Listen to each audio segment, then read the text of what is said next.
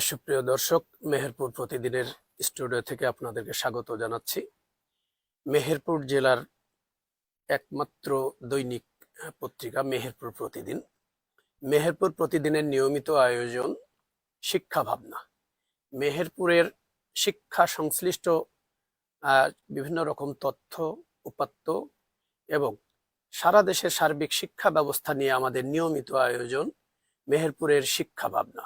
আমরা আজকে স্টুডিওতে আমন্ত্রণ জানিয়েছি মেহেরপুর বিশ্ববিদ্যালয়ের মাননীয় উপাচার্য professor doctor Sheikh Bakhtiar Uddin sir.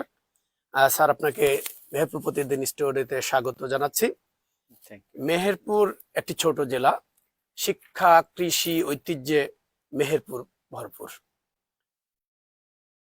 Meherpur জেলায় অসংখ্য গুণী শিক্ষক, অসংখ্য গুণী শিক্ষাবিদ মেহেরপুর জেলাকে আলোকিত করেছেন। তার মধ্যে রয়েছে ডক্টর রফিকুল ইসলাম শিক্ষাবিদ, ডক্টর মোজাম্মেল হক পদার্থবিজ্ঞানী রাজশাহী বিশ্ববিদ্যালয়, ডক্টর মোহাম্মদ আব্দুর রশিদ বিশিষ্ট ওষুধ বিজ্ঞানী বিষয়ে চট্টগ্রাম বিশ্ববিদ্যালয় থেকে বিএসসি অনার্স এবং এমএস ডিগ্রি লাভ করি।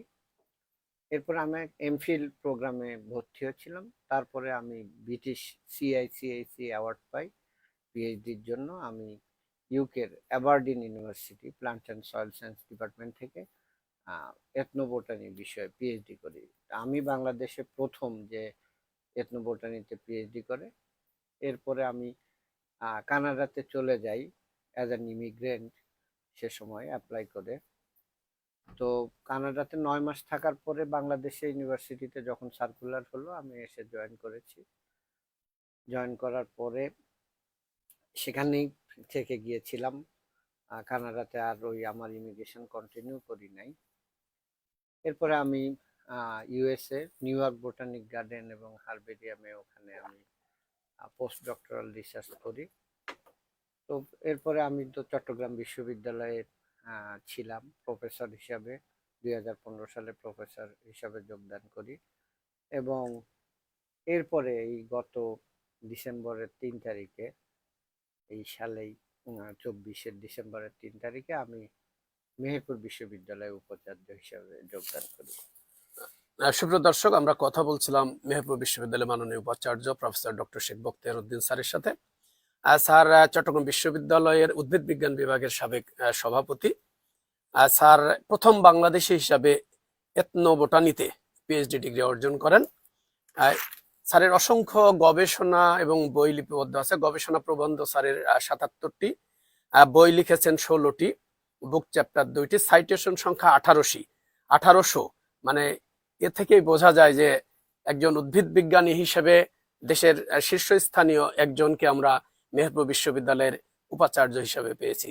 স্যার, আপনি যেহেতু মেহেরপুর বিশ্ববিদ্যালয়ের বর্তমান উপাচার্য, মেহেরপুর বিশ্ববিদ্যালয়ের একাডেমিক কার্যক্রম মানে কোন পর্যায়ে, মানে আপনি কোন অবস্থায় দায়িত্ব নিয়েছিলেন এবং বর্তমান অবস্থা যদি একটু বলেন। আমি যখন এসে প্রথম দায়িত্ব নিলাম, এরপরে আমাদের মূল বিষয়টা যেটা ছিল যে আমাদের বিষয় অনুমোদন, যে আমরা 5টা বিষয়ের জন্য আবেদন করি আমি আসার পরই। আর একটা বিষয় নিয়ে আমরা কাজ করেছিলাম একসাথে, আপনিও আমাদেরকে সহযোগিতা করেছেন, সেটা হলো জায়গা নির্বাচন বিশ্ববিদ্যালয়ের জন্য।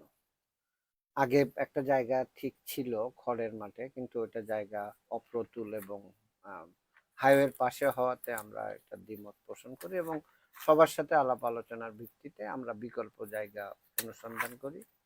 সেটা একটা পর্যায়ে আছে। এখন আমরা 100 একর জায়গা চেয়েছি এবং সেটা প্রসেসিং এ আছে। খুব শীঘ্রই আশা করি এটার একটা ডিসিশন হবে।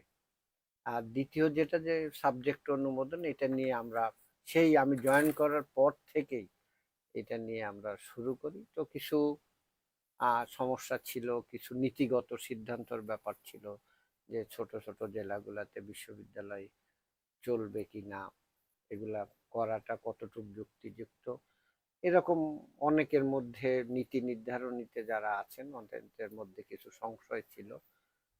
তো কিছু বাধা বিপত্তি এসেছে, তো আমরা এটা নিয়েই কাজ শুরু করলাম এবং অনেক দৌড়ঝাঁপ। অবশেষে একটা সুখবর আমি দিতে পারি যে বিশ্ববিদ্যালয় মঞ্জুর কমিশনের যে তাদের সর্বশেষ মাসিক বৈঠক যেটা, সেই বৈঠকে সিদ্ধান্ত হয় যে মেহেরপুর বিশ্ববিদ্যালয়, নওগাঁ বিশ্ববিদ্যালয় এবং বগুড়া বিজ্ঞান প্রযুক্তি বিশ্ববিদ্যালয়, এই তিনটা বিশ্ববিদ্যালয়কে দুইটা সাবজেক্টের অনুমোদন দেয়া হলো। এখন এই কোন সাবজেক্ট এখনো এটা পরবর্তীতে ঠিক হবে। ওরা চিঠি পাঠানোর পরে, অফিসিয়াল চিঠি যেটা, সেটা পাঠানোর পরে আমরা আলাপ করব যে কোন সাবজেক্টগুলা। আমরা 5টা সাবজেক্ট ইতিমধ্যে আবেদন করেছি, আপনারা অনেকেই হয়তো জানেন, যে disaster management, plant science and biotechnology, computer science and engineering, তারপরে ল, ট্যুরিজম অ্যান্ড হসপিটালিটি ম্যানেজমেন্ট, এই 5টা সাবজেক্টের জন্য আমরা আবেদন করেছি।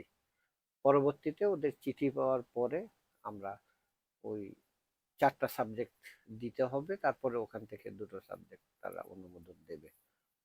আমরা চাই যে যুগোপযোগী যে সমস্ত বিষয় আছে সেইগুলাই নির্বাচিত হোক, মানে ইউজিসির ফাইনাল অনুমোদন লাগবে। এটা আসার কথা যে আমরা অবশেষে যে 2টো সাবজেক্টই হোক আমাদের বিশ্ববিদ্যালয় স্থাপিত চালু হলো আর কি, অফিসিয়ালি। শুরুটা হোক। এটাই। ধন্যবাদ স্যার। সুপ্রিয় দর্শক, আমরা কথা বলছিলাম দেশের বিশিষ্ট উদ্ভিদ বিজ্ঞানী, মেহেরপুর বিশ্ববিদ্যালয়ের মাননীয় উপাচার্য professor doctor Sheikh Bakhtiar Uddin sir. Sir, আপনি জানেন মেহেরপুর জেলা কিন্তু কৃষি প্রধান জেলা। এখানে আমাদের যে ল্যান্ড, এটা কোথাও কোথাও 3 ফসলি, এমনকি বছরে 4 ফসলি পর্যন্ত জমি আছে। এবং একটি সময় আমাদের মেহেরপুরের মানুষের চাহিদা ছিল যে এখানে একটি এগ্রিকালচার ইউনিভার্সিটি তৈরি হোক। তো যাই হোক, আমরা একটা পাবলিক বিশ্ববিদ্যালয় পেতে যাচ্ছি এবং তার কার্যক্রম শুরু হতে যাচ্ছে। এক্ষেত্রে স্যার, যেহেতু মেহেরপুর এগ্রিকালচার বেস জেলা, মানে আপনার এরকম কোনো পরিকল্পনা আছে কিনা যে এগ্রিকালচারের যে ডেভেলপ যে সাবজেক্টগুলো, বিশেষ করে আধুনিক যুগোপযোগী যে সাবজেক্টগুলো, এগুলো একটু আনা যায় কিনা? হ্যাঁ, সেকেন্ড হলো যে এই বিশ্ববিদ্যালয়ে দিয়ে আপনার তো একটা অবশ্যই নিজস্ব ভবিষ্যৎ ভাবনা আছে, সেটা আসলে কি রকম? আপনি আসলে কোন পর্যায়ে নিয়ে যে আর একটা টার্গেট আপনার স্যার? আচ্ছা। আমার মনে হয় আমি একটু গোড়া থেকেই শুরু করি যে আহ, মেহেরপুর জেলার সার্বিক পরিস্থিতি কি। এখানে প্রায় 7 লাখের অধিক মানুষের বসবাস। তো এখানে লিটারেসি রেট এখন যেটা, সেটা হলো 68.04%। 68। আমাদের বাংলাদেশের সাথে আমার সার্বিক আর সাক্ষরতার সাথে যদি আমরা কম্পেয়ার করি, বাংলাদেশে হলো 76.8। সেই দিক থেকে তুলনা করলে মেহেরপুর একটু পিছিয়ে একটু আছে। পিছিয়ে আছে, তবে খুব বেশি পিছিয়ে নেই। এখন আস্তে আস্তে কিন্তু মেহেরপুর এগিয়ে যাচ্ছে। একটা বিশ্ববিদ্যালয় স্থাপন মানে একটা, আর শহরের জন্য এটা একটা মাইল ফলক। বিশ্ববিদ্যালয় শুধু বিশ্ববিদ্যালয়, এখানেই পড়াশোনা পাঠদান হবে সেটা না, এর সাথে সাথে অন্যান্য যে সমস্ত ইনস্টিটিউট আছে, অন্যান্য যে সমস্ত শিক্ষা প্রতিষ্ঠান আছে, আমার মনে হয় যে সবগুলা একসাথেই এটার উন্নয়ন হবে। এখন আমাদের বিশ্ববিদ্যালয়ের ভাবনা কি, আমরা কি চাই এই বিশ্ববিদ্যালয়ে, রাইট। এটা একটা বিষয়। তো এটা একটা কৃষি প্রধান এলাকা। এখন আমাদের দেশে যেটা সমস্যা, যে আমরা মানে ডিগ্রিগুলা হচ্ছে যেন সার্টিফিকেট, নির্ভর। সর্বস্ব সার্টিফিকেট নির্ভর, যে আমি ই করব। গার্জিয়ানদেরও একটা আমার ছেলে মেয়ে কি পেলো, জিপিএ 5 নাকি গোল্ডেন জিপিএ নাকি, এইটা নিয়ে একটা মানে প্রতিযোগিতা। এই প্রতিযোগিতা অসুস্থ প্রতিযোগিতা আমি বলবো। এখন আমি জিপিএ 5 পেলাম সব জায়গায়, তারপরে ফার্স্ট ক্লাস নিলাম অনার্সে মাস্টার্সে, এখন এর থেকে আমার আউটপুট কি? আমি যদি এটার থেকে যদি কোনো আউটপুট না আসে, আমার যদি এটা, আমার শিক্ষাটাকে আমি যথাযথ জায়গায় যদি অ্যাপ্লিকেশন করতে না পারি, তাহলে তো সেই শিক্ষা আসলে কতটুকু বেশি আমাদের কার্যকর কাজে হবে না। লাগবে সেটা তো একটা চিন্তার বিষয়। তো এখন এইটাই, আমাদের এখন তো ডিজিটাল যুগ, এআই এর যুগ, চতুর্থ শিল্প বিপ্লব, যেটা এআই কে কেন্দ্র করে। একই কেন্দ্র করে তা আমাদের শিক্ষাও কিন্তু সেই এআই নির্ভরতার দিকে যাচ্ছে। আস্তে আস্তে যাচ্ছে, এবং আমাদেরকেও যেতে হবে, কোনো বিকল্প নেই। এখন শুধুমাত্র যে ওই শিক্ষাটা এমন হবে যে কাজে লাগবে, আমাদের অ্যাপ্লিকেশন আমরা করতে পারবো, এটা প্রযুক্তি নির্ভর হতে হবে। এবং স্টুডেন্টরা যাতে তাদের শিক্ষাটাকে কাজে লাগাতে পারে বাস্তবে। শুধু চাকরির জন্য বসে থাকলে তো হবে না। সবার পক্ষে তো, সবাইকে তো চাকরি দেওয়া একটা রাষ্ট্রের পক্ষে সম্ভব সম্ভব না। হবে না। সবাই তো চাকরিজীবী হবে না। কেউ চাকরিজীবী হবে, কেউ উদ্যোক্তা হবে, কেউ মানে কৃষিতে কাজ এবং বিশেষ করবে, করে কেউ স্যার শিল্পে উদ্যোক্তা তৈরি করারও একটা হ্যাঁ, এইটা মূল একটা একটা প্ল্যানিং মূল থাকা উচিত। বিষয় অবশ্যই উচিত।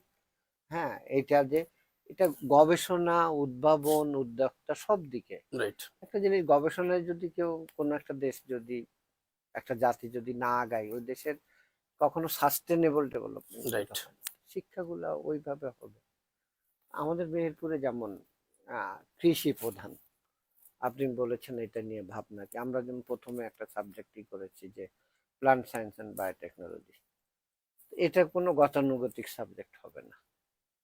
যেমন আমরা এখনকার সময়ে যে ব্রিডিং একটা বিষয় আছে, তারপরে অ্যাগ্রো টেকনোলজি বা হর্টিকালচার টেকনোলজি, ওই যে গ্রাফটিং করে গ্রাফটিং একটা যেটা গাছে কত কিছু একাধিক। ফলাচ্ছে। অ্যাগ্রো টেকনোলজিতে দেখা যাচ্ছে নিচে আলু হচ্ছে, উপরে টমেটো হচ্ছে, রাইট, একই জমিতে মানে অনেক কিছু উৎপাদন করতে পারছে। রাইট। কৃষিতে বাংলাদেশে একটা ভীষণ বিপ্লব হয়েছে। এখন এটাকে আরো এগিয়ে নিতে হবে। আরো এগিয়ে নিতে গেলে তো আমাদের এখানে টেকনোলজিক্যাল অ্যাপ্লিকেশন খুব বেশি বেশি জরুরি। প্রয়োজন। আমার সিলেবাসটাও তো এরকম হতে হবে। এখান থেকে কেউ যদি এই প্লান্ট সায়েন্সে পাশ করে বা অ্যাগ্রো টেকনোলজিতে পাশ করে, হর্টিকালচারে পাশ করে, তার চাকরির জন্য তো মুখোমুখি হয়ে থাকতে হবে না।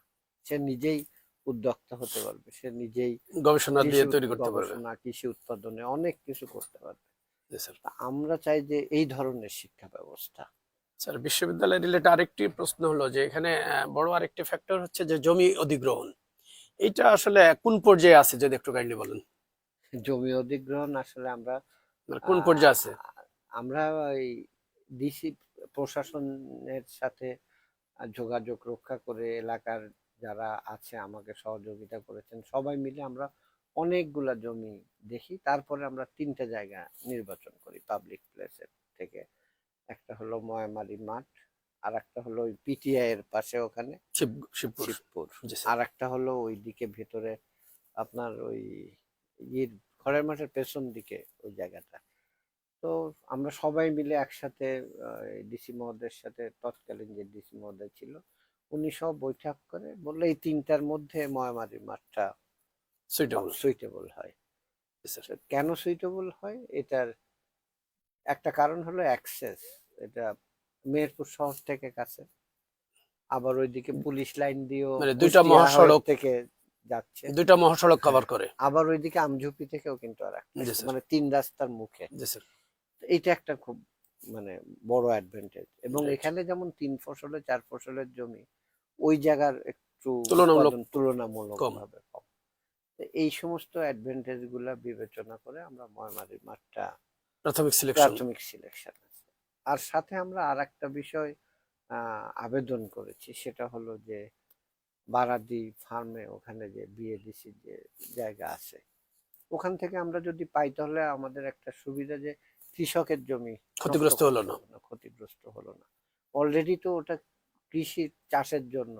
আমরা ওদের সাথে কোলাবোরেশনে গবেষণাও করব, সাথে আমাদের ইউনিভার্সিটি, ইউনিভার্সিটির ওদেরও কার্যক্রম চলবে। উন্নয়ন হলো, আমরাও একটা ল্যান্ড পেয়ে গেলাম। জি স্যার। এইভাবে আমরা এই দুটোতে এখন আছি। তো ইউজিসির একটা টিম আসবে আগামী সপ্তাহে। আসলে ওদের সাথে আমরা মিলে একসাথে সবগুলা পরিদর্শন করব, প্রশাসন সহ অবশ্যই। তারপরে আমরা একটা ডিসিশনে যাব যে কোনটাতে। আব্বা চাইলেই তো হবে না, ওটা তো পেতে হবে আমাদের। অবশ্যই সরকারি যেহেতু আরেকটি ডিপার্টমেন্টের হ্যাঁ, হ্যাঁ, জায়গা। সেটাই। স্যার আপনি গত বেশ কিছুদিন মেহেরপুর আসার পরে মেহেরপুর জেলার যে আমাদের যে শিক্ষা ব্যবস্থা সেটা মাধ্যমিক পর্যায়ে বা উচ্চ মাধ্যমিক পর্যায়ে আমার ব্যক্তিগত আমার যতটুকু জানা যে আমাদের এখানে একটা ভালো পার্সেন্টেজ, যথেষ্ট ভালো স্টুডেন্ট তৈরি হচ্ছে, তারা খুব ভালো ভালো জায়গায় প্রতিষ্ঠা পাচ্ছে, কিন্তু এভারেজ যে পার্সেন্টেজটা এটা কিন্তু অনেকটা বিলো বলতে পারি আমি। এবং এইচএসসি এর আমরা রেজাল্ট গুলো যদি তাকিয়ে দেখি, যারা এ প্লাস পাচ্ছে পাচ্ছে, কিন্তু বাকি কিন্তু একটা খুব বেশি যে একটা ভালো জায়গা উচ্চশিক্ষার ক্ষেত্রে যে অনেক পার্সেন্টেজ এখানে তারা পাচ্ছে এরকম কিন্তু না। আবার আমরা যখন পাবলিক বিশ্ববিদ্যালয়, ঢাকা বিশ্ববিদ্যালয়, আদার্স বিশ্ববিদ্যালয় এগুলো থেকে তাকিয়ে দেখি, তখন দেখা যায় যে ভর্তি পরীক্ষায় আমাদের যে আমাদের রেজাল্টধারী যে স্টুডেন্টরা তারাও কিন্তু খুব বেশি তারা চান্স পাচ্ছে এরকম না। তো এই জায়গাতে মেহেরপুরের শিক্ষা ব্যবস্থা নিয়ে স্যার আপনি আসলে কতটুকু জেনেছেন বা জানতে পেরেছেন, বা কোন আসলে পর্যায়ে আছে মেহেরপুরের সব শিক্ষা দেশে ব্যবস্থা? বেশিরভাগ ক্ষেত্রে শিক্ষা ব্যবস্থা কিন্তু একটা জোড়াতালির মধ্যে দিয়ে চলছে, এবং এই কন্টিনিউয়াস এই শিক্ষা ব্যবস্থার উপরে ছুরিকাছি চালানো হচ্ছে, মানে রাইট স্যার। এক্সপেরিমেন্ট যেটা। এক একটা সরকার আসে, একই সরকারের মধ্যে আবার মন্ত্রী পরিবর্তন হয়, এক্সপেরিমেন্ট পরিবর্তন হয়, হ্যাঁ, কখনো সিলেবাস সৃজনশীল, বারবার পরিবর্তন হয়। কখনো হ্যাঁ, বিভিন্ন ভাবে এখনো একটা স্টেবল পর্যায়ে যেতে পারে না। তবে আমি বলবো যে আমার কিন্তু মানে একটা ভালো জাতি গঠন করতে হলে প্রাইমারি লেভেল থেকেই আগে চিন্তা করতে জি স্যার। হবে। প্রথমে প্রাইমারি, তারপরে মাধ্যমিক, মাধ্যমিক, তারপর উচ্চ মাধ্যমিক। তারপরে উচ্চ মাধ্যমিকে যাবে। কিন্তু এখানে যে শিক্ষা ব্যবস্থা, এই যে আমাদের যেমন নার্সের প্রচুর চাহিদা, দেশে তো চাহিদা আছে, দেশের বাইরেও যথেষ্ট দেশের বাইরে চাহিদা তো। আছে। এখন আমরা গতানুগতিক নার্সিং করছি, এডুকেশন যে যে সিলেবাস যে দেখা যাচ্ছে কোথাও অত সঠিকভাবে ওইভাবে হচ্ছেও না, বা যা হচ্ছে ভালো কথা, নার্সিং শিখছে, সাথে যদি আমরা তাদের যদি ল্যাঙ্গুয়েজ শিখাতে না পারি, যেমন ইংলিশ ল্যাঙ্গুয়েজ, এটা তো বাইরে গিয়ে মানে কম্পালসারি, এটা তো থাকতেই হবে, নাইলে ওই নার্সিং পড়ে কোনো লাভ নেই। দেশের বাইরে তো তারা খুব বেশি না, সুযোগ কিন্তু করতে দেশের বাইরে অনেক চাহিদা। এখন চাহিদা কারা যাবে? যারা যোগ্য স্মার্ট, হিসেবে গড়ে যারা তুলবে নিজেকে। শিক্ষিত, যারা মানে ইংরেজিতে পারদর্শী, জি স্যার। বা শুধু ইংরেজি কেন, আমরা যদি মিডিল ইস্টকে করি, ওই দেশের ভাষাগুলো। আমার যদি মিরপুরে তো দুটো নার্সিং ইনস্টিটিউট হচ্ছে, একটা আছে আর একটা প্রাইভেটলি হচ্ছে, একটা ইংলিশ বেসড হোক আর একটা আরবি বেসড হোক, মিডিল ইস্ট তো বিশাল একটা মার্কেট, আবার ইংলিশ বেসড হলে আরো অনেক দেশের সাথে। তো এইভাবে যদি চিন্তা করা না হয়, তাহলে শুধু আমাদের পলিটেকনিক গুলা এখান থেকে বের হয়ে আমার তো মনে হয় না যে বাইরে এরা কোনো খুব ভালো কিছু, করতে পারে। এই যে নামকা অস্তে এটা হয়েছে, এরা মানে মূলত সার্টিফিকেট নির্ভরই আমরা বলতে পারি স্যার। এখানে সার্টিফিকেট নির্ভর, ব্যবহারিক যে এটা না তাত্ত্বিক যে না জ্ঞান না যে না, লেভেলের দরকার ওটা তৈরি হচ্ছে হয় না। না। এটা হলে তো বিশাল শ্রম বাজার আছে। বাইরের দেশে যদি আপনারা দেখেন, পরিসংখ্যান নেন, আমাদের শ্রমিকরা যদি মানে মাসে $300 পায়, ইন্ডিয়ার শ্রমিকরা পাচ্ছে $800, $1000। পাকিস্তানও আমাদের তাদের চেয়ে অনেকে, দক্ষতার কারণে স্যার। শুধুমাত্র দক্ষতা এবং কমিউনিকেশন, আর কিছুই না। তা আমি শুধু যে কারিগরি শিক্ষা শিখালাম, সাথে তো আমার এই দক্ষতাগুলা এবং কমিউনিকেশন লেভেলটাও তো বাড়াতে হবে। স্যার এই ব্যাপারে আপনি যে বিষয়গুলো তুলে ধরছেন, যে সরকার আসলে এগুলো কি মানে এখন যে পর্যায়ে, এটা কি মনে হচ্ছে যে সাফিসিয়েন্ট তারা সেই পদক্ষেপ নিচ্ছে এদেরকে তৈরি করার জন্য? এখনো আমার তো মনে হয় না যে সাফিসিয়েন্ট পদক্ষেপ নেওয়া কিন্তু এটা তো দরকার। আমাদের দেশে। এটা বেশি দরকার, উচ্চশিক্ষার চাইতেও আমার মনে হয় এটার দরকার বেশি। কারণ কমিউনিকেশন স্কিল ছাড়া স্যার বাইরে তো তার না একটা না খুব ভালো না, জায়গায় কোনো পৌঁছানোর কোনো সুযোগ নেই, বা সুযোগ দেশেও নেই। এটা ভালো জায়গায় তো পৌঁছাতে পারবে না। দেশেও কমিউনিকেশন স্কিল হলেও দেশেও তো তার কর্মদক্ষতা বাড়বে বিভিন্ন কিছুতে, এবং শুধু মানে কমিউনিকেশন স্কিলের সাথে সাথে যে সে টেকনিক্যাল স্কিল গুলা হাতে কলমে, আমার মনে হয় না যে ওইভাবে খুব বেশি, শেখানো খুব খুব বেশি বেশি হচ্ছে, মানে একটা খুবই কম পার্সেন্টেজ। ফলপ্রসূ হচ্ছে না। আমরাও যেমন আমাদের ইউনিভার্সিটি লেভেলে আমরা যে প্র্যাকটিক্যাল করাই, রিসার্চ করাই, এটা আপ টু দ্য মার্ক হচ্ছে না তো আসলে, কারণ যে লেভেলে আমাদের, হওয়া উচিত। হ্যাঁ, শিক্ষায় বরাদ্দ অনেক অপ্রতুল। এই প্র্যাকটিক্যালের যে সমস্ত খরচ, যে সমস্ত কেমিক্যাল যন্ত্রপাতি যেগুলো লাগবে আমাদের নাই তো। আমরা দেখা যায় যে অনেক সময় মানে ডিজিটালি অথবা খাতা কলমে অনেক কিছু দেখিয়ে প্র্যাকটিক্যাল করাই, বাস্তবতা কিন্তু বাংলাদেশের ক্ষেত্রে।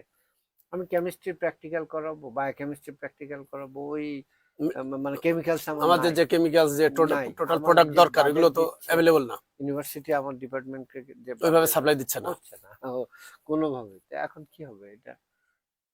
আর এদেরও তো একই অবস্থা। আপনি যান পলিটেকনিক গুলাতে, যে হাতে কলমে যেগুলো শেখার কথা, পাচ্ছে না আর শিখতে। স্কিল যে আহ, এটা আমরা একেবারেই পাচ্ছি না বললেই চলে, খুবই কম। এক্ষেত্রে স্যার আপনারা যারা শিক্ষাবিদ আছেন বা সরকারিও যারা আছেন, মানে এই বাজেটের ব্যাপারে মানে সরকার আমাদের দিতে চাচ্ছে না কেন? দক্ষ জনশক্তি তো আমাদের দরকার। হ্যাঁ, তো তারা কেন স্যার এখনো দিচ্ছে না এটা বারবার? এইটাই তো, মানে এটা আমাদের সবার একসাথেই এই বিষয়ে। শিক্ষা তো শুধু মানে স্কুল কলেজ ইউনিভার্সিটির টিচারদের জন্য না, এটা তো সার্বিক একটা জাতির উন্নয়নের জন্য। জাতি গঠনের জন্য, এবং জাতির উন্নয়নের আমরা জন্য। যদি আমাদের আশেপাশের দেশগুলোর কথা চিন্তা করি, তাদের সাথে যদি আমরা কম্পেয়ার করি, আমাদের শিক্ষার বাজেট অনেক কম, অনেক কম। এবং শিক্ষকদের মূল্যায়ন যেভাবে করা হচ্ছে, আমাদের প্রতিবেশী দেশগুলোর চাইতে আমরা অনেক পিছিয়ে আছি, পিছিয়ে আছি। মর্যাদার প্রশ্ন অনেক পিছিয়ে আছি। হ্যাঁ, সেটা আপনি ইউনিভার্সিটি সেটাই। লেভেল বলেন বা কলেজ বলেন, হ্যাঁ, প্রাইমারি বলেন, সব জায়গায় সব আবার। জায়গায় ওই যে আমাদের ফয়েজ স্যার একটা কথা বলছিলেন, ইউজিসির চেয়ারম্যান, যে প্রাইমারি স্কুলের শিক্ষকদের বেতন বিশ্ববিদ্যালয়ের শিক্ষকদের বেতনের সমপরিমাণ করে করে দেওয়া সমপরিমাণ উচিত, হওয়া উচিত। কারণ আমি, এটা আমার বেজ। হ্যাঁ, এই কথা কিন্তু আমি আগেও বলেছি যে বেদ যদি শক্ত শক্ত না না হয়, হয় তাহলে তো আর ওখানে যদি আমি কোয়ালিটি এডুকেশন না পাই, হ্যাঁ, আমি তো আসলে উপরে এসে পাবো না হঠাৎ না, করে। লাভও হবে না সেটা। স্যার আরেকটা জিনিস আমি খেয়াল করি যে আমাদের জেলা সদরে যে প্রতিষ্ঠানগুলো, বিশেষ করে সরকারি প্রতিষ্ঠান বা বড় প্রতিষ্ঠান যেগুলো, আমার কাছে মনে হয় যেন এইগুলো যদি আমরা খুব ডেভেলপ করতে পারি, পাশাপাশি আদার্স যে প্রতিষ্ঠানগুলো আছে এটাও কিন্তু একটা লেভেলে তখন প্রতিযোগিতায় নামতে পারে। তো সেক্ষেত্রে কিন্তু মানে যে লেভেলে গভর্নমেন্ট প্রতিষ্ঠানগুলো ডেভেলপ হওয়ার কথা, হুম, এটা কিন্তু হচ্ছে হচ্ছে না। না। তো এখানে আপনি মানে কোন জাতীয় সংকটগুলো আছে মনে হচ্ছে? সংকট একটা হলো যে এই যে নতুন নতুন কারিকুলাম যখন চালু করে, নতুন নতুন শিক্ষা ব্যবস্থা, তারপরে কি হয়, ওই স্টুডেন্ট ঢুকানোর পরে এক্সপেরিমেন্ট শুরু হয়, শিক্ষকদের তখন কারো কারো ট্রেনিং এ পাঠাই, আমাকে আগে কি করতে হবে, আমার মানে প্লেইং ফিল্ডটা তো আগে পরিষ্কার তৈরি করে নিতে প্ল্যানটা হবে। পরিষ্কার থাকতে হবে। হ্যাঁ, আমি মাঠে যাব ফুটবল খেলতে, যে দেখলাম ওখানে কাদা গর্ত, এই সেই জঙ্গল, তা আমি একদিন গর্ত পরিষ্কার করছি, একদম জঙ্গল, ওর মধ্যে মধ্যে খেলছি, তাহলে কি আমার ফুটবল খেলা হবে? কখনোই না। আমার ফুটবল খেলার মাঠটা আগে তৈরি করে নিতে হবে, তারপরে না আমি ওখানে স্মুথলি খেলতে পারবো। ওই খেলার যে বিষয়গুলো আছে, তখন ওই স্কিলটা আমি অর্জন করতে হবে। কিভাবে শিক্ষা ব্যবস্থায় আমি যখন নতুন একটা কিছু চালু করলাম, আমাকে তো আগে আমার ওই যে ট্রেনিং এর যেটা, তারপরে ইকুইপমেন্ট যেগুলা লাগবে, শিক্ষা উপকরণ যেগুলা লাগবে, সেগুলো আগে এনশিওর করে তারপরে আমি ওটাকে অ্যাপ্লাই করব। তার আগে আমার মনে হয় না নতুন কিছু অ্যাপ্লাই করা এই ধরনের এতদিন যে এক্সপেরিমেন্ট হয়েছে হওয়া উচিত না। আর প্রাইমারি লেভেল থেকেই শুরু করতে হবে আমাদের মানসম্মত শিক্ষা নিশ্চিত করতে চাইলে নিশ্চিত করতে চাই। প্রাথমিক লেভেলে গুরুত্বটা অনেক হ্যাঁ, বেশি দিতে হবে। আর শিক্ষার বাজেট অবশ্যই বাড়াতে হবে। আর বাজেট না হলে তো স্যার কোনো না, কাজে আগাবে কোনো না। কিছুতেই হবে না। শিক্ষা গবেষণা এই দুই জায়গায় যদি বাজেট না বাড়ে, কোনো জাতি আমার স্যার মনে হয় না ইতিমধ্যে যে আপনি উন্নয়ন করতে পারবে। মেহেরপুরের অসংখ্য শিক্ষকের সাথে আপনি সংযোগ আপনার হয়েছে, প্রাথমিক লেভেল, হাই স্কুল, কলেজ পর্যায়ে, এবং অনেক শিক্ষাবিদের সাথেও আপনার সমন্বয় হয়েছে। তো মেহেরপুর একটি ছোট্ট জেলা, এই জেলার যদি আমরা শিক্ষাটাকে ডেভেলপ করতে চাই, হুম। তো আপনি এই জেলার শীর্ষ শিক্ষা প্রতিষ্ঠান আমরা মেহেরপুর বিশ্ববিদ্যালয়ে আমরা কার্যক্রম চালু হতে যাচ্ছে। তো আপনি আসলে আপনি আছেন সরকারি কলেজের প্রিন্সিপাল স্যার নজরুল স্যার আছেন। নজরুল স্যারও কিন্তু একটা মেহেরপুর একটা পর্যায়ে খুব পিছিয়ে গেছিল মেহেরপুর সরকারি কলেজ। উনি ব্যক্তিগতভাবে অনেক ভালো উদ্যোগ গ্রহণ করেছেন কলেজকে নিয়ে। তো আপনিও এরকম আদার্স যে শিক্ষা প্রতিষ্ঠানগুলো আছে শীর্ষ শিক্ষা ব্যক্তিত্ব হিসাবে আসলে আপনি ভূমিকা রাখার আপনার সুযোগ আছে কিনা বা আপনি অবশ্যই করবেন আমাদের কিনা স্যার? বিশ্ববিদ্যালয় যখন চালু হবে, আমরা বিভিন্ন কলেজ প্রতিষ্ঠানে যে আবার তাদেরকে এখানে আমন্ত্রণ জানিয়ে আমরা বিভিন্ন ধরনের মানে সমসাময়িক ব্যাপারগুলা নিয়ে সেমিনার সিম্পোজিয়াম যদি করি, তাহলে এটার অনেক গুরুত্ব আছে। আর একটা জিনিস আমাদেরকে ডেভেলপ করতে হবে শিক্ষকদের ক্ষেত্রে, যেমন স্টুডেন্টরাও কিন্তু এখন একটু অন্যরকম হয়ে গেছে। আমরা বলবো যে এখন শিক্ষকতা একটা আতঙ্কের পেশার মতো হয়ে দাঁড়িয়েছে। কিছু হলেই সাসপেন্ড। হ্যাঁ, সাসপেন্ড বা ছাত্রছাত্রীরা যেভাবে রিয়াক্ট করে, কারণ এই পেশায় আগে অনেকে আসতো যে বাড়ির খাওয়া নাই চুলায়, মানে হাঁড়ি চড়ে না, কিন্তু একটা সম্মানের পেশার জন্য আসতো, কিন্তু আজকে কিন্তু এটা শেষ হয়ে যাচ্ছে। এটা কিন্তু আমাদের খেয়াল করতে হবে। যদি, বললাম তো, ওই সার্টিফিকেট নির্ভর শিক্ষার কি মূল্য যদি নীতি নৈতিকতা না থাকে? তো এখন যেমন ছাত্রদেরকেও আমাদের সেভাবে গড়ে তুলতে হবে, এটা বলবো যে আমাদেরও ব্যর্থতা। তারপরে শিক্ষকদেরও নীতি নৈতিকতার একটা বিষয় আছে। আপনি যে একটা অবশ্যই। বললেন যে সরকারি কলেজগুলো আগাচ্ছে না কেন, দুঃখের বিষয় এটা। মানে অনেক সময় আমরা পত্রিকায়, টিভিতে দেখি যে একজন শিক্ষক নকলে সহায়তা করতে যে ধরা পড়ে যাচ্ছে। তো শিক্ষকদের জন্য এইটা অত্যন্ত লজ্জা, লজ্জার। তো এটা আমারও, এই সবার, লজ্জা কিন্তু শিক্ষক হিসাবে সবার, সবার, আমাদের, আবার জাতিরও। জাতি। আবার দেখছি যে এই ক্লাসরুমে আমাদের সন্তানরা এসে বলছে যে ওই শিক্ষক আমাকে পিটায় বা ওই শিক্ষক আমাকে, কারণ কি? কারণ তার কাছে প্রাইভেট পড়ে না। কিছুই তো আছে এরকম এরকম আছে, অনেক ঘটনা আছে, আছেই, অনেক অস্বীকার ঘটনা করার সুযোগ না, নেই। সুযোগ নেই।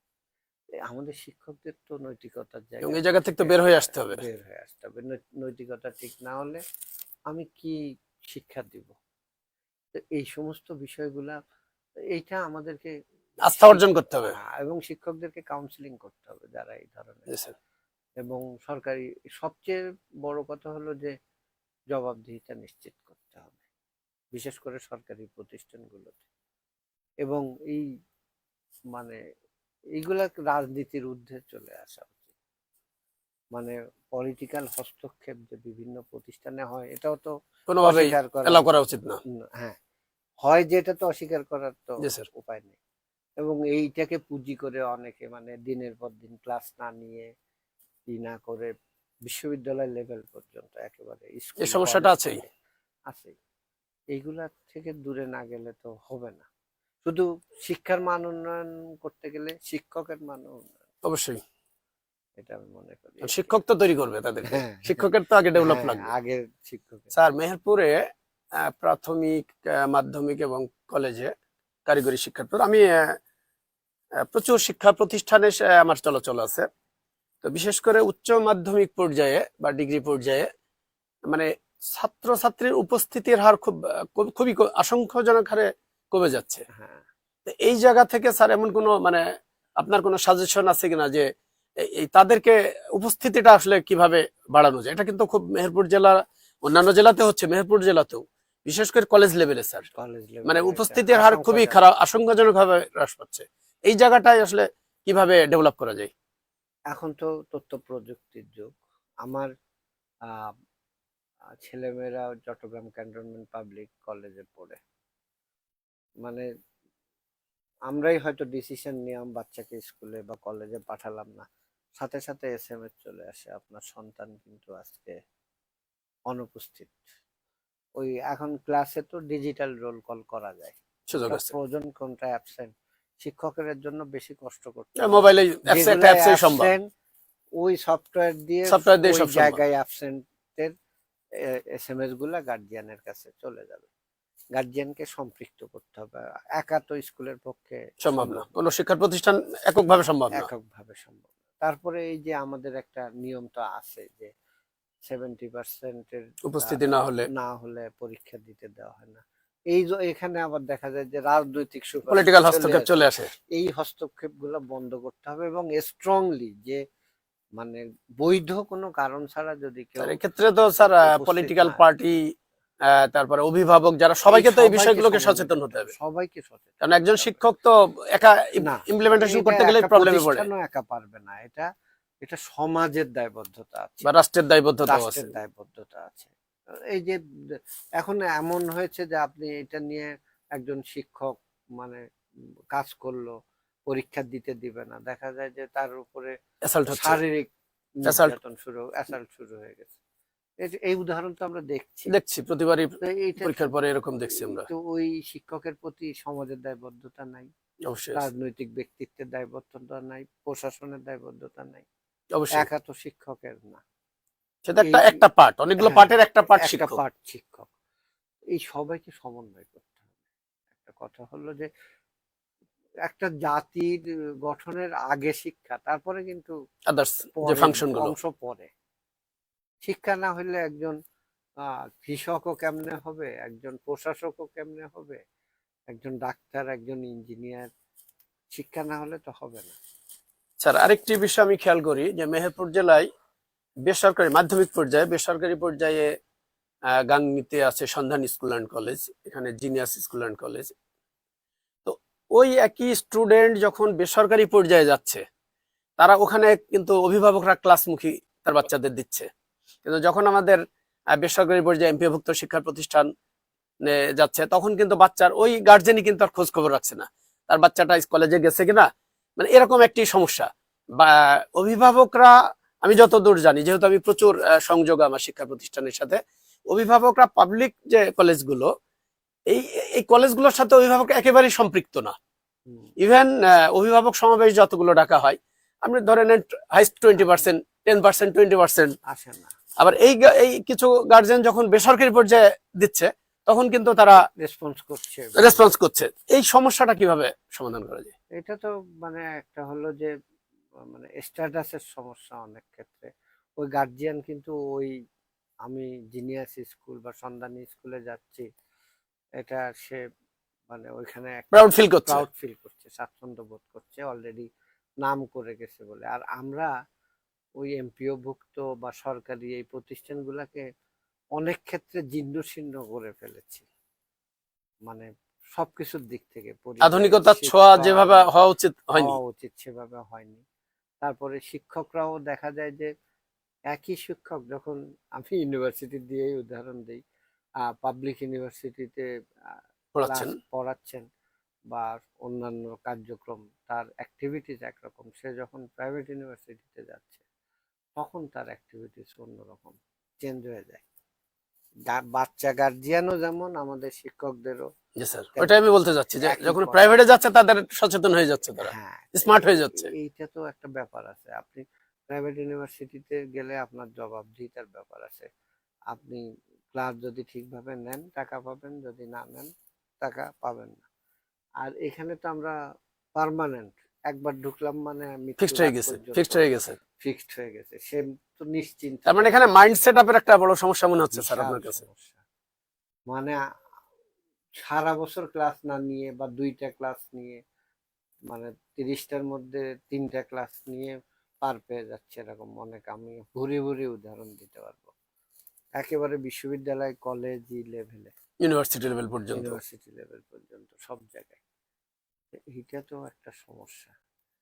এই মানে এই ধরনের প্রতিষ্ঠানগুলোতে, যেমন সরকারি এমপিও ভুক্ত, এই ক্ষেত্রে যেটা হয় যে শিক্ষকরা নিজেরাও দায়বদ্ধতা অনুভব করে না, সাথে সাথে গার্জিয়ানরাও দায়বদ্ধতা। মানে এই ক্ষেত্রে আমাদের শিক্ষা প্রশাসনের সাথে যারা জড়িত, আমাদের অভিভাবক, আমাদের শিক্ষার্থী, শিক্ষক, প্রত্যেকের আসলে সচেতন হওয়া উচিত এবং নীতি নৈতিকতার দিকটা ভাবা উচিত।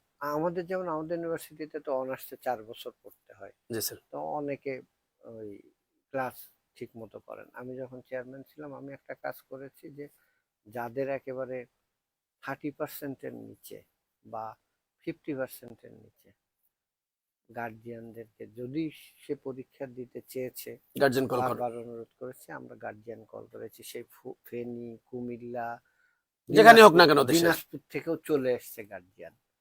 আপনি যদি এইরকম 2-4টা উদাহরণ সৃষ্টি করেন, গার্জিয়ান নিজেই লিখিত দিয়ে গেছে যে এর পরবর্তীতে আমার সন্তান যদি ক্লাস না করে তাহলে সে আর পরীক্ষা দেওয়ার জন্য আপনাদের সিদ্ধান্ত আমি মেনে নেব। এরকম এইটা যখন সবাই জানবে, দেখবে যে এই বিষয়টা খুব কড়াকড়ি ভাবে মানা হয়। তার মানে স্যার আমি কি এটা বলতে পারি যে আমাদের যারা শিক্ষা প্রশাসনের সাথে জড়িত, প্রতিষ্ঠান প্রধান যিনি আছেন, প্রতিষ্ঠান প্রধান যারা আছেন, ম্যানেজমেন্টের সাথে যারা আছেন, তারা যদি এই ভূমিকাটা, প্রতিষ্ঠান প্রধানের হাত পা বাঁধা থাকে পলিটিক্যাল কারণে, আপনার এলাকার যারা আছে, ধরেন প্রিন্সিপাল, ভাইস প্রিন্সিপাল কলেজে বাইরের থেকে আসলো, খুব স্বাভাবিক, তারা চাইলেও তো সব পারেন না। আর আপনার লোকাল যারা আছে তারা তো শক্তিশালী, হ্যাঁ, তো দেখা যায় যে কোনোভাবেই সহযোগিতা করে না, এবং সহযোগিতা না করে চুপচাপ বসে থাকা একটা কথা, আর উল্টা আরো অসহযোগিতা করে। এই জন্যই তো পরিবেশগুলো নষ্ট হচ্ছে, এবং অনেক ক্ষেত্রে আমরা ছাত্রদেরকেও ব্যবহার করি। স্যার আরেকটি কারণ আমার কাছে মনে হচ্ছে যে মেহেরপুর জেলা তো একটি সীমান্তবর্তী জেলা, যে এর আগে আপনি একটু উল্লেখ করলেন যে আমাদের এই যে মাদকের যে সমস্যাটা, তো সীমান্তবর্তী জেলা হিসাবে চারিপাশে বলতে গেলে মেহেরপুর জেলার, তো এটাও কি একটা অন্যতম কারণ হচ্ছে যে শিক্ষার্থীরা অনেকটা ঝুঁকে যাচ্ছে ওইদিকে? কোনো একটা জিনিস যখন অ্যাভেলেবল হয় একটা লেভেলের যখন খুব বেশি অ্যাভেলেবল হয় ওর থেকে তখন আর ওইটার গুরুত্ব থাকে না, কিন্তু যখন অ্যাভেলেবল হতে থাকে ওইটার প্রতি আর নিষিদ্ধ, হ্যাঁ, শুরুর দিকে নিষিদ্ধ জিনিসের প্রতি মানুষের আকর্ষণটা বেশি আকর্ষণটা থাকে। বেশি। আর ওইটা যখন সে ইজিলি পাচ্ছে সে ট্রাই করে দেখি, এইভাবেই তো আসক্তটা হয়। এবং ওই বন্ধু বান্ধব সাথে এক সময় কি এই যে ক্যাসিনোর নামই শুনে নাই কেউ।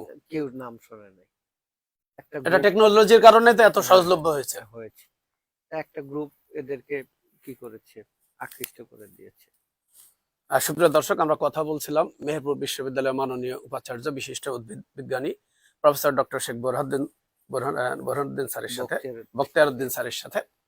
স্যার, আমি আরেকটি বিষয় যুক্ত করতে চাই যে এই যে শিক্ষা প্রতিষ্ঠানে যারা মাদক সহ বিভিন্নভাবে যুক্ত হচ্ছে, জেলা প্রশাসন, পুলিশ প্রশাসন, আমি গত আমাদের নতুন যে পুলিশ সুপার এসেছিলেন ওনারা যেদিন ডাকছিলেন আমি কিন্তু এটাই তুলে ধরছিলাম যে পুলিশ প্রশাসনের পক্ষ থেকে যদি শিক্ষা প্রতিষ্ঠানগুলোতে কোনো সেমিনার করা যায়, তাদেরকে নিয়ে এই আলোচনাগুলো তাদের কুফল সম্পর্কে জানানো যায়, বা এই ভয়াবহতার সময় এবং আইনের যে প্রয়োগটা, এর শাস্তিমূলক যে ব্যবস্থাগুলো যদি তুলে ধরা যায়, এটা হয়তো অনেকাংশে কাজ হবে। তো আপনার কাছে আমি জানতে চাই, আপনিও জেলা প্রশাসনের সাথে বিভিন্ন বিষয়ে কাজ করেন, পুলিশ প্রশাসনের সাথেও যুক্ত আছেন, তো এইগুলো আপনার করা যায় কিনা, যে জেলা প্রশাসন এই উদ্যোগগুলো নিতে পারে কিনা, অবশ্যই বা পুলিশ একটা প্রশাসন? একটা বিষয় কি জানেন, আমরাও যেমন আমরা পড়ি যে এন্ডেঞ্জার বা থ্রেটেন প্লান্ট যেগুলা গাছ রক্ষায়, আমি ওইভাবে দিচ্ছি উদাহরণটা।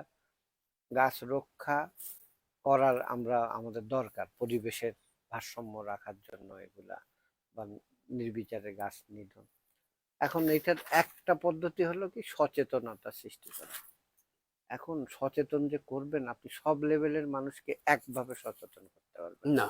একটা হলো কিছু মানুষকে আপনি যদি ইনফরমেশন দেন যে এই গাছগুলা কাটলে তোমার পরিবেশের এই এই ক্ষতি হবে, সে বুঝে যাবে। সে কিছু লোক আছে ওই সমস্ত বুঝে না, সে বুঝে নগদ, আমি গাছ কাটবো টাকা পাবো, এই হলে এই হবে।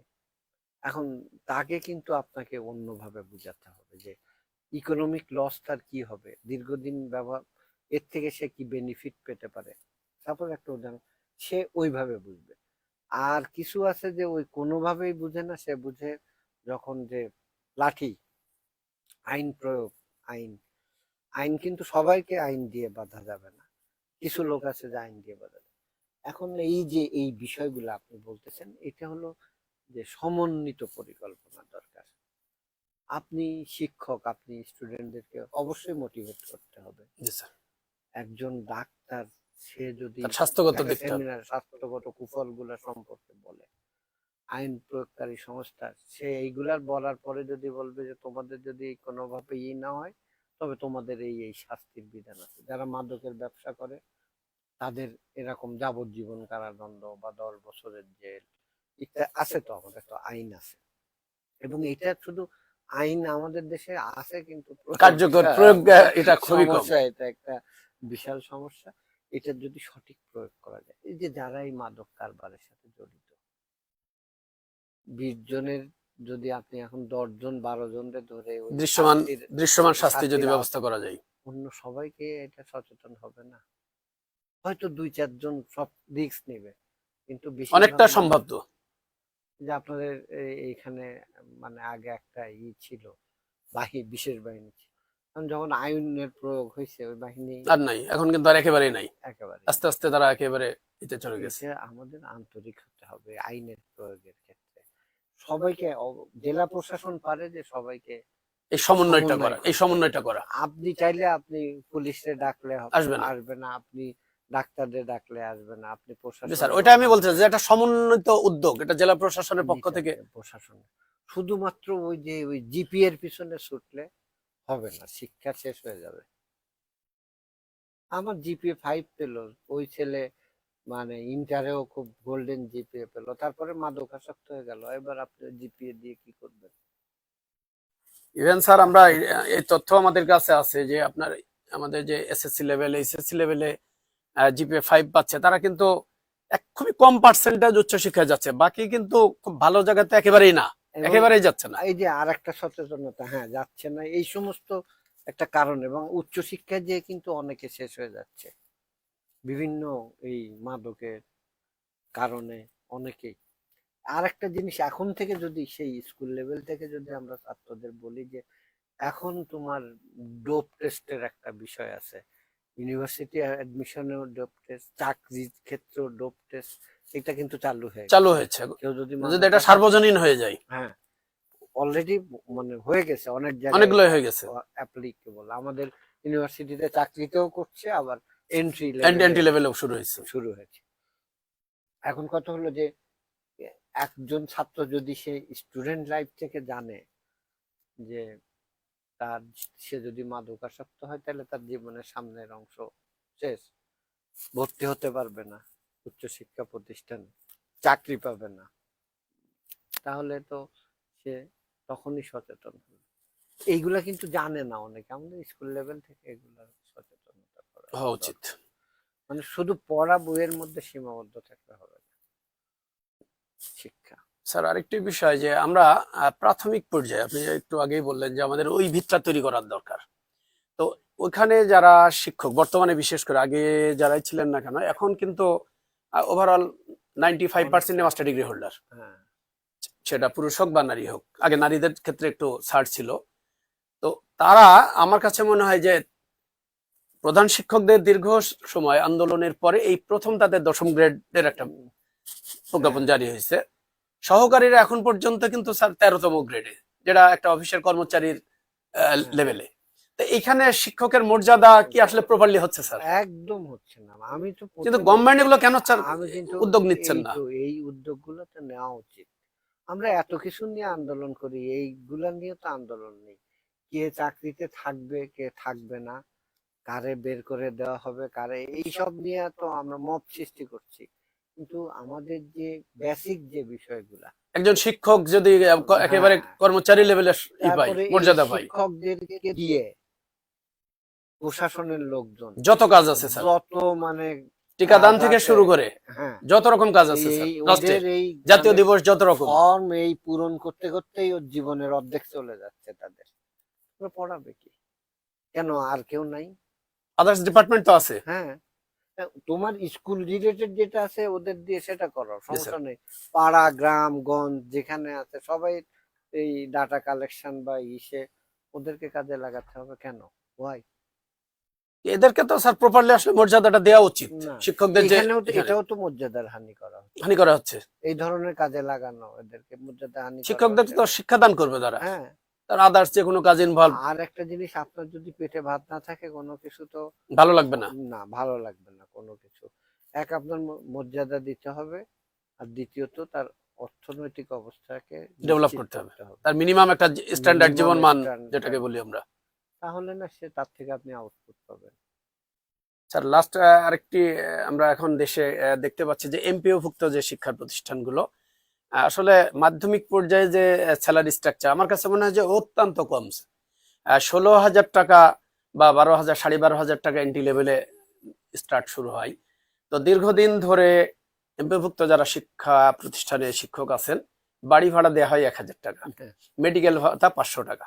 তো এখানে আমরা দেখতে পাচ্ছি যে গত 3-4 দিন ধরে একটা অবস্থা তৈরি হয়েছে, তারা আন্দোলন করছে এবং লাস্ট হলো যে তারা কর্মবিরতি পালন করছে। তাদের দাবি হচ্ছে যে মাত্র 20% হাউস রেন্ট দেওয়ার ব্যবস্থা করতে, এবং মেডিকেল ভাতা যেটা সেটা 1500 টাকা করার জন্য। তো এই দাবিতে আমাদের যারা শিক্ষা প্রশাসনের সাথে যুক্ত আছেন বা সরকারের সাথে যুক্ত আছেন, এখন পর্যন্ত এরকম রেসপন্স কিন্তু আমরা দেখছি না। তারা আপনার রাত পর্যন্ত তারা সেখানে শহীদ মিনারে থাকছেন, তার আগে প্রেস ক্লাবে ছিলেন। এই বিষয়টা স্যার আপনি কিভাবে দেখেন? না অবশ্যই। এই আমরা তো এই গত আন্দোলনটা তো হয়েছে কিসের জন্য? বৈষম্য দূরীকরণ। বৈষম্যের জন্য। তা আমাদের যদি এইসব ক্ষেত্রে এই বৈষম্য, শিক্ষকদের সাথে কেন এত বৈষম্য? এত কিছু থাকতে শিক্ষকদের সাথে কেন এত বৈষম্য? এই জিনিসগুলা মানে চিন্তা করা উচিত। তবে এখানে এই যে বাড়ি ভাড়া এরকম হওয়ার পেছনে কিছু কিছু যুক্তি কাজ করেছে। এমপিওভুক্ত কলেজগুলা, স্কুলগুলাতে যেটা হয়েছে যে, আমরা সেটা আলাপ করছিলাম আজকে, যে অনেকেই ওই বাড়ির পাশে স্কুল, তো বাড়ির পাশে স্কুল হওয়াতে কি হয়েছে, সে ওই বাড়ির থেকে স্কুলে যায়, তাহলে তাদের যুক্তি আর কি সেটা যে তাহলে তাদের আর বাড়ি ভাড়ার দরকার নেই, একটা গেল।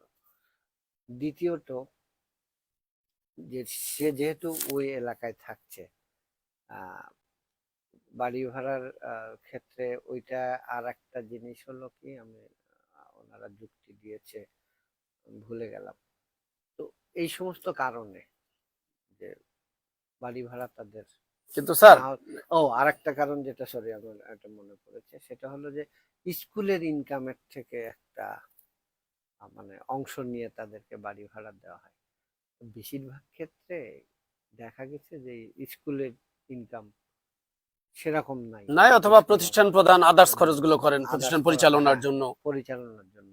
এবং এইগুলার মধ্যেও এখন তো বাধ্যবাধকতা আছে সরকারের এমপিও ভুক্তিতে, এইটাতে এই খাতে এত বেশি দেওয়া নির্দিষ্ট যাবে না, নির্দিষ্ট এটা করা আছে। হ্যাঁ, একেবারে নির্দিষ্ট করা। প্রাইভেট স্কুলগুলোতে যেমন চাইলে দিতে পারবে না তো, হ্যাঁ ম্যানেজিং কমিটির হ্যাঁ ইচ্ছাড়া তো আর পারবে না না, দিতে। পারবে না।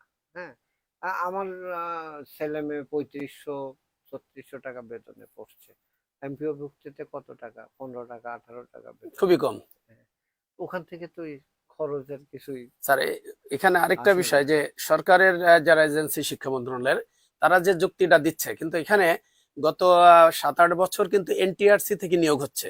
সেখানে কিন্তু সারা বাংলাদেশের যে কোনো জায়গায় কিন্তু শিক্ষক হ্যাঁ চলে যাচ্ছে। চলে আবার যারা এর আগে আপনার বেসরকারি রেজিস্ট্রেশন থেকে যারা করলো, তারাও কিন্তু বিভিন্ন নিজ জেলায় না শুধু অন্যান্য জেলায় করছে, এখন একটি বিষয়। আবার এই মাধ্যমিক উচ্চ মাধ্যমিক পর্যায়ে এমপিভুক্ত শিক্ষকদের কথা হচ্ছে যে আমরাই তো শুধু বাড়িতে থাকছি তা না, গভর্নমেন্টের অনেক ডিপার্টমেন্টের, প্রাথমিক বলেন, আপনি স্বাস্থ্য ডিপার্টমেন্টে বলেন, শিক্ষা ডিপার্টমেন্টের অনেক জায়গায় তারা কিন্তু বাড়ি থেকে করছে। সেক্ষেত্রে কিন্তু এই শব্দটা আসছে না যে আপনারা বাড়ি থেকে ক্লাস করেন বলে আপনাদেরকে হাউস রেন্ট দেওয়া হবে না।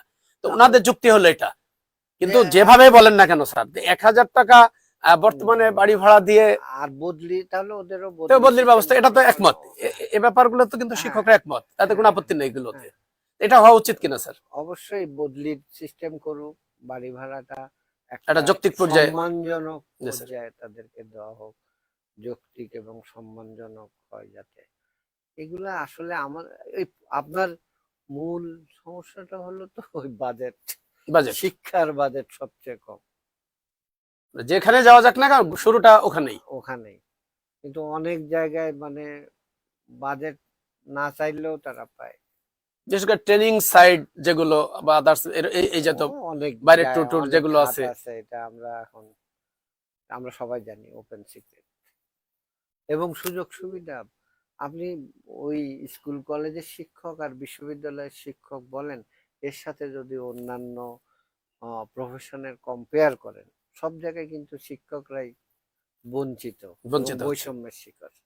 স্যার সর্বশেষ আবার আপনার কাছে ফিরে আসছি আপনার মেহেরপুর বিশ্ববিদ্যালয়ের একটি কথা নিয়ে, যে আমরা মেহেরপুরবাসী অধীর আগ্রহে অপেক্ষা করছে, সবাই জানতে চাচ্ছে যে এই শিক্ষাবর্ষেই মেহেরপুর বিশ্ববিদ্যালয়ের যে একাডেমিক কার্যক্রম সেটা চালু হচ্ছে কিনা। আপনি ইতিমধ্যে বলেছেন, তো এই জিনিসটা আরেকটু স্যার যদি ক্লিয়ার করেন। ইতিমধ্যে আমি যেদিন সাবজেক্ট অনুমোদনের এটা দেখলাম কাগজটা, আমি পরের দিন ইউজিসি তে গেছি, তখন যে যিনি দায়িত্বে আছেন আর কি, ওটা তো একটা সমন্বিত ডিসিশনের ব্যাপার। তারপরে ওনাকে আমি বললাম যে স্যার আপনারা কি পারবেন? আচ্ছা অবশ্যই পারবো, আমরা রেডি, আপনারা শুধু অনুমোদন দেন আর প্রয়োজনীয় লিড দেন, আমরা রেডি, আমরা সবসময় কিন্তু আমরা প্রস্তুত আছি। তখন উনি আবার গুরুত্বের সাথে যে বলছে তাহলে তো আমি ওই গুচ্ছের মিটিং গুলা ডাকতে হবে, উনি আবার নোট করে নিলেন এবং বললেন যে আমি এটা দেখবো যে যাতে আপনারা শুরু করতে পারেন, আমাদেরকে দিয়ে দেন।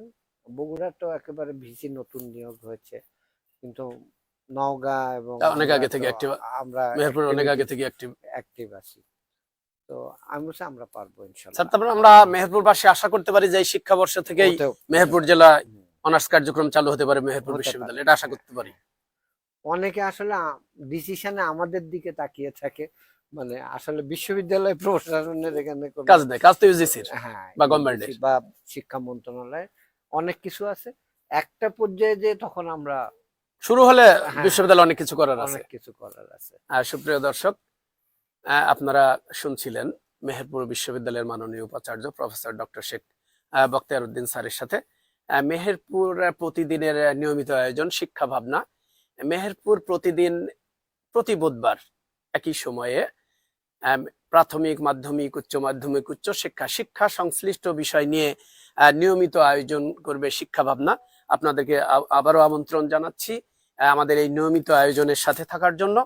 আমাদের আজকের অতিথি হিসেবে যিনি ছিলেন আহ, চিটাগাং চট্টগ্রাম বিশ্ববিদ্যালয়ের উদ্ভিদ বিজ্ঞান বিভাগের সাবেক সভাপতি, আমাদের মেহেরপুরের জন্য আশীর্বাদ বলতে পারি আমরা, যে মেহেরপুর বিশ্ববিদ্যালয়ের মাননীয় উপাচার্য হিসেবে যিনি দায়িত্ব নিয়েছেন professor doctor Sheikh Bakhtiar Uddin sir.